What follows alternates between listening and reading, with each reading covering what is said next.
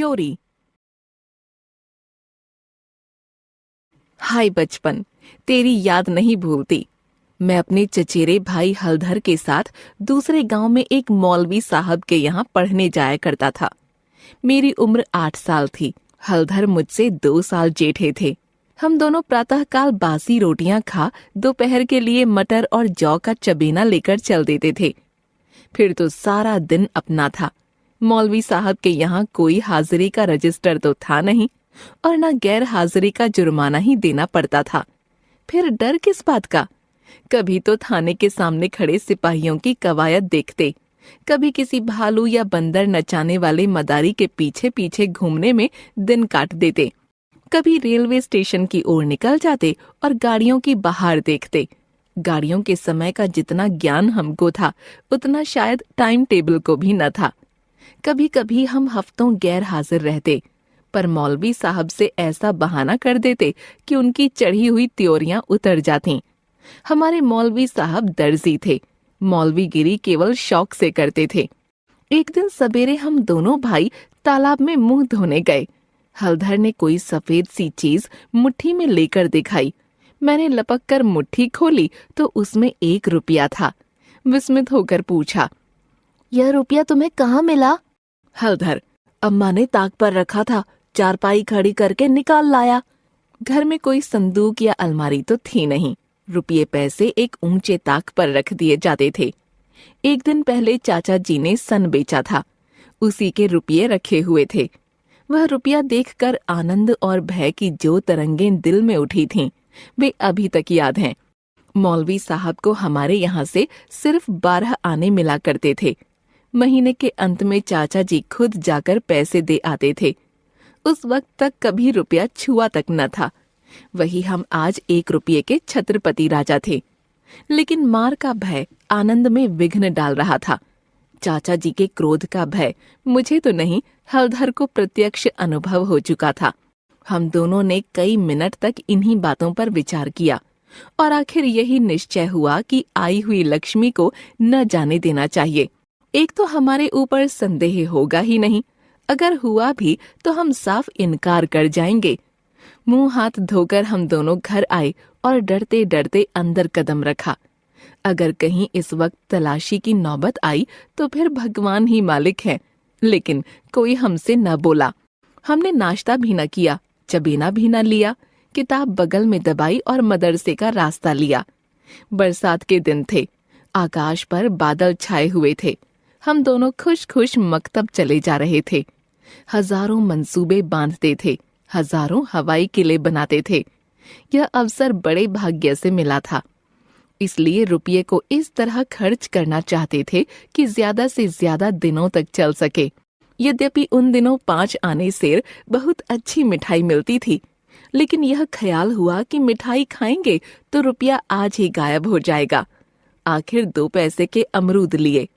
जब हलधर ने खटकिन के हाथ में रुपया रखा तो उसने संदेह से देखकर पूछा, रुपया कहाँ पाया लाला, चुरा तो नहीं लाए? जवाब हमारे पास तैयार था। ज्यादा नहीं तो 2-3 किताबें पढ़ ही चुके थे। विद्या का कुछ कुछ असर हो चला। मैंने झट से कहा, मौलवी साहब की फीस देनी है, घर में पैसे न थे तो चाचा जी ने रुपया दे दिया। इस जवाब ने उसका संदेह दूर कर दिया। हम दोनों ने एक पुलिया पर बैठकर खूब अमरूद खाए। मगर अब 15.5 आने पैसे कहाँ ले जाएं? उन्हें अपने पास रखना चोरी का ढिंढोरा पीटना था। बहुत सोचने के बाद यह निश्चय किया कि 12 आने तो मौलवी साहब को दे दिए जाएं, शेष 3.5 आने की मिठाई उड़ाई जाए। यह फैसला करके हम लोग मकतब पहुँचे। आज कई दिन के बाद गए थे। मौलवी साहब ने बिगड़ कर पूछा, इतने दिन कहाँ रहे? मैंने कहा, मौलवी साहब घर में गमी हो गई थी। यह कहते ही कहते 12 आने उनके सामने रख दिए। फिर क्या पूछना था? हम अभी सबक पढ़ ही रहे थे कि मालूम हुआ आज तालाब का मेला है, दोपहर में छुट्टी हो जाएगी। मौलवी साहब मेले में बुलबुल लड़ाने जाएंगे। यह खबर सुनते ही हमारी खुशी का ठिकाना न रहा। 12 आने तो बैंक में जमा ही कर चुके थे। 3.5 आने में मेला देखने की ठहरी। खूब बहार रहेगी। लेकिन मौलवी साहब ने एक कड़ी शर्त यह लगा दी थी कि सब लड़के छुट्टी के पहले अपना अपना सबक सुना दें। जो सबक न सुना सकेगा उसे छुट्टी न मिलेगी। नतीजा यह हुआ कि मुझे तो छुट्टी मिल गई, पर हलधर कैद कर लिए गए। पैसे मेरे ही पास थे, इसलिए मैंने हलधर को साथ लेने का इंतजार न किया। तय हो गया था कि वह छुट्टी पाते ही मेले में आ जाएं। मैंने वचन दिया था कि जब तक वे न आएंगे 1 पैसा भी खर्च न करूंगा।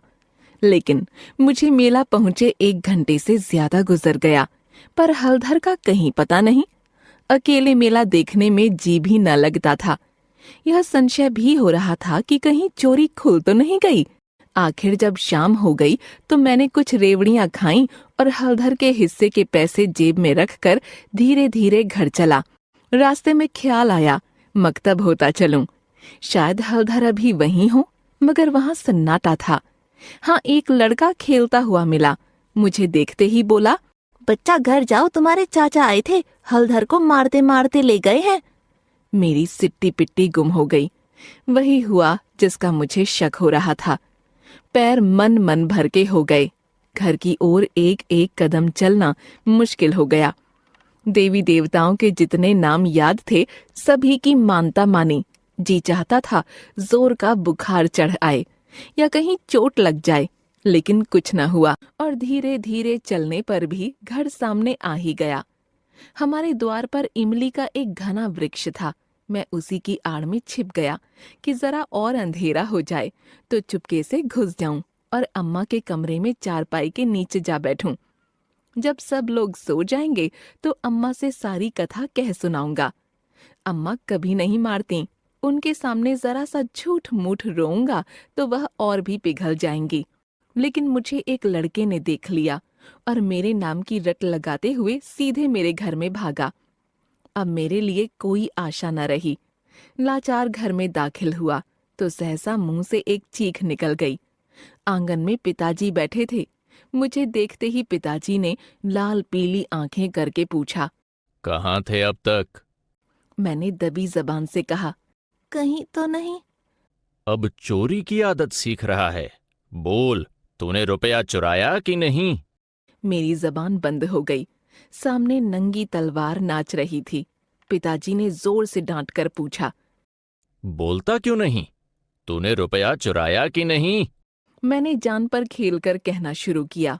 मुंह से पूरी बात भी न निकलने पाई थी कि पिताजी विकराल रूप धारण किए हाथ उठाए मेरी ओर चले। मैं जोर से चिल्लाकर रोने लगा। ऐसा चिल्लाया कि उनका हाथ उठा ही रह गया। इतने में उनके साथ बैठे 2-3 आदमियों ने पिताजी को पकड़ लिया और मेरी ओर इशारा किया कि भाग जा। लेकिन अंदर का दृश्य इससे कहीं भयंकर था। हलधर के दोनों हाथ एक खंभे से बंधे थे। सारी देह धूल धूसरित हो रही थी और वे अभी तक सिसक रहे थे। चाची हलधर को डांट रही थीं और अम्मा बैठी मसाला पीस रही थीं। सबसे पहले मुझ पर चाची की निगाह पड़ी और बोली, लो, वह भी आ गया। क्यों रे, रुपया तूने चुराया था कि इसने? मैंने निशंक होकर कहा, हलधर ने। अम्मा बोली, तो तूने घर आकर कहा क्यों नहीं? अब झूठ बोले बगैर बचना मुश्किल था।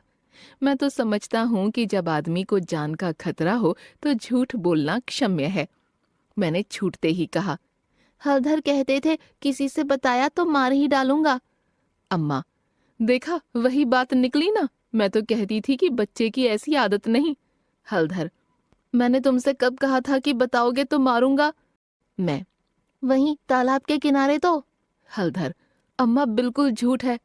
चाची, झूठ नहीं सच है। झूठा तो तू है, और तो सारा संसार सच्चा है। तेरा बाप नौकरी करता, बाहर से रुपये कमा लाता तो तू भी सच्चा होता।